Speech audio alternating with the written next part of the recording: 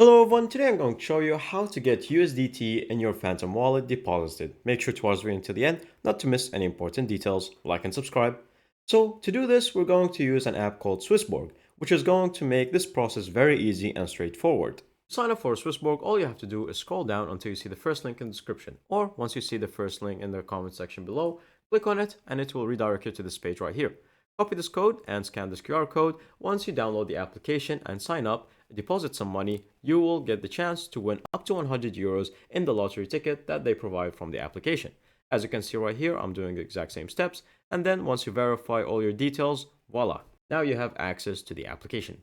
Once you have downloaded Swissborg successfully, you will have opened the interface and then you're going to go to your portfolio. And then from here, you're going to deposit. And then you're going to select credit/debit card. And then you're going to enter your credit card information. Once you have entered your credit card information, you're going to select however much amount you would like. So let's say 50 euros and then click on next. And then from here, you can see all the details for the transaction and then you're going to click on confirm. From here, you're going to go to your portfolio after you deposit the money and then you're going to select on euros again. And then you're going to select exchange. And then from here, you're going to search for USDT. You're going to select it and then you're going to exchange however much amount you would like. So let's say 50 euros. And then from here, you can see all the details and then you're going to simply click confirm to complete the transaction. Once you have that done, you're going to go back to your portfolio, go to Tether USDT. Now you're going to click on send and then you're going to select external wallet.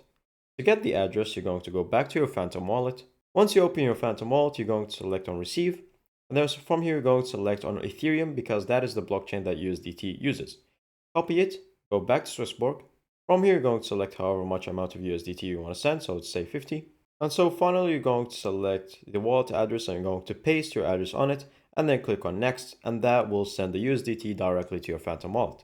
Thank you guys for watching. See you next time. Bye bye.